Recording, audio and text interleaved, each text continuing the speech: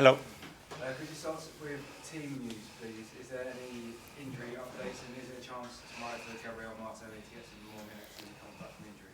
Yeah, everybody finished the game against Man United with no issues, so I expect the same players to be available, and Gavi for sure will be available as well. And now there's been a couple of days between the game. Is there any further reflection on that draw at Man United?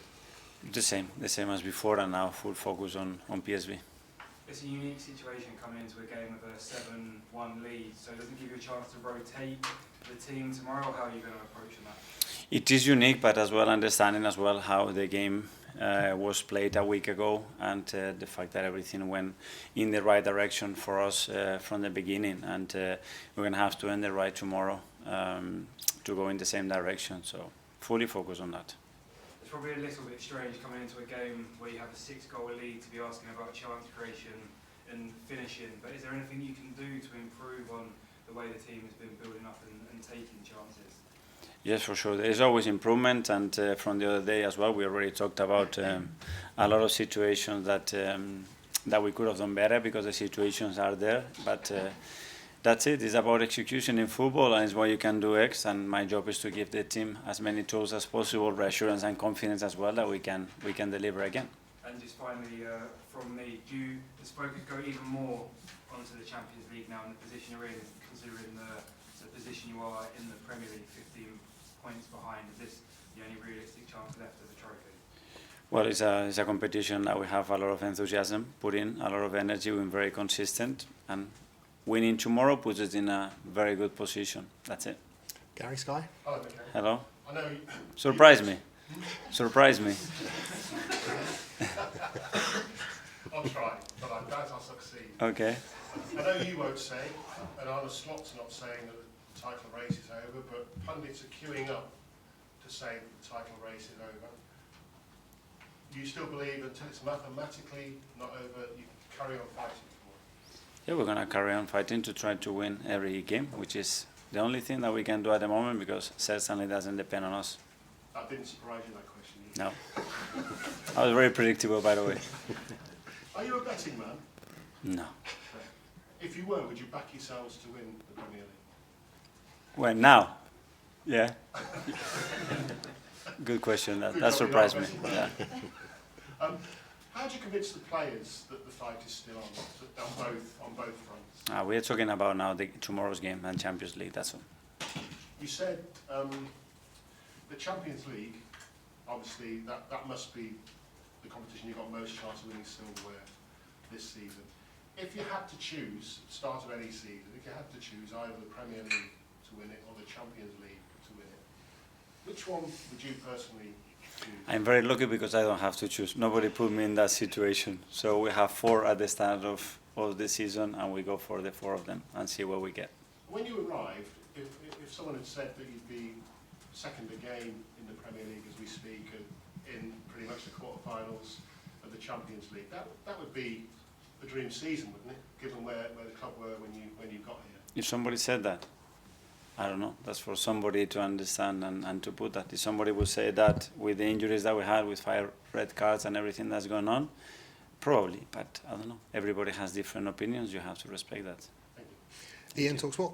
Hi Mikel, how are you? Good, thank you. So this is your last chance of winning silverware. Does it put pressure on you? The fact that you've now got only one competition to go for?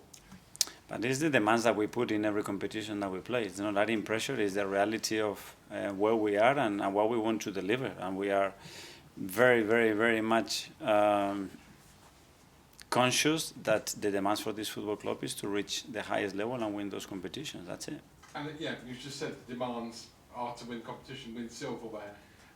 Would it be, I won't say failure, I think that's too hard a word, would it be a major disappointment to you if you finish the season again without silverware, despite the fact that you've progressed again, maybe in your own mind from last season? We are not there yet, and I think the way I describe failure, it will be very different maybe to yours or to somebody else's. How would you describe it? That's for me. Okay, fair enough. In terms of this game tomorrow night, normally a manager would say, we've got to respect the opposition, which you have to, but you must admit you're already through pretty much to the quarterfinals. I mean, no team's ever had a 6-goal lead and lost the tie.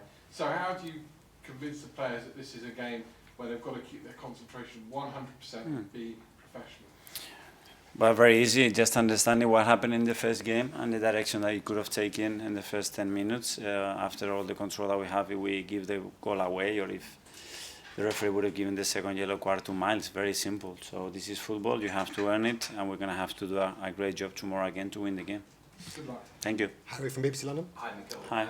Obviously, there's still a game to be played tomorrow night, but you're in a really commanding position, as has already been said. Yeah. Have you already been looking at the two potential opponents and trying to figure out maybe ways of potentially overcoming them? Well, since the day that we had the teams in the group stages and you are playing with one opposition, you are looking at the others for sure. And then once we knew as well the possible ones, first of all because we know them all because they are so good. So yeah, you start to put in your head what if, but that's it. After you know that you have to earn every right to be in that position. And after tomorrow, you play just once more this month.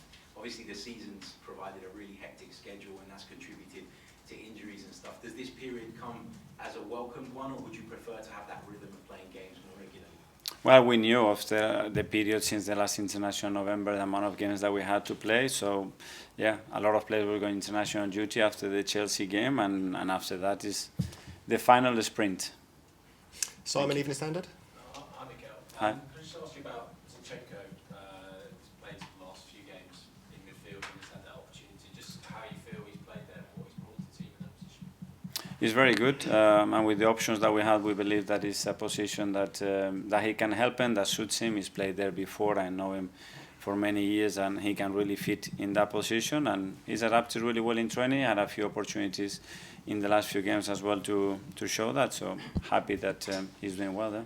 You've got a lot of things to sort in the summer, but is sitting down with him and discussing his future one of the things you want to do because he'll have a year left on his contract? Yeah, I do that with every player before we finalize the season. If possible, we have time to do so everybody's clear on expectations from each other, clarity about how we're feeling about each other and how that relationship can continue, or is the best thing to another things to do and discuss, and I'm certainly going to have that discussion with all of them. Jordan, Athletic. Hi, Mikel. Hi. Obviously, you enjoyed a really good first leg, but PSV play a very different style to a lot of the domestic opponents we come up against, low blocks, and they've the last few games been struggling to create. Just looking to the summer and how you evolved the team, do you think you need to take the burden off of Odegaard and add some more players with that invention and guile in the small spaces? Yeah, well, the spaces can be in different situations in relation to what the team does. It's not only about the space; it has to be created, not just use. And to create it, you need threat in behind as well to stress teams out. You need players that can fix more than one opponent as well. I think it's very important to create the spaces. So there are various ways. We have different profile of players. Unfortunately, we're missing some of them. But yeah, constantly adapting and willing to evolve the team. I just wanted to ask you about Raheem. He obviously never got off the bench at the weekend. Have you spoken to him about that? And how has it been managing him the last 6 months? Because you've obviously got a long relationship with him. Yeah. It's been difficult when you happen to tell him he's not playing.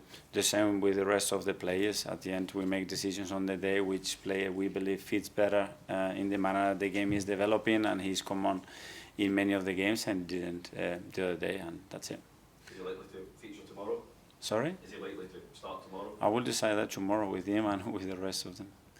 Tom, Football London. Hi, Mikel. Hi. You mentioned the injuries you've had this season. You've lost quite a few of them for extended periods. One of those players just come back is Ben White.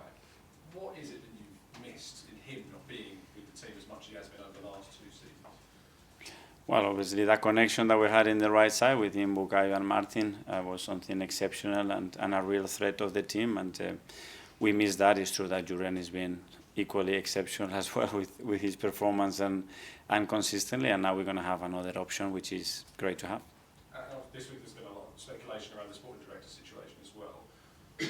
What's important for you in a relationship with that figurehead? What type of qualities do you enjoy in working with that type of position at the club? The best one for me, that ownership, board, everybody's aligned that this is the right person to take us to the next level. That's the most important thing. Okay, finally in the live section, we'll go to Charles. Hi, Mikel. Hi.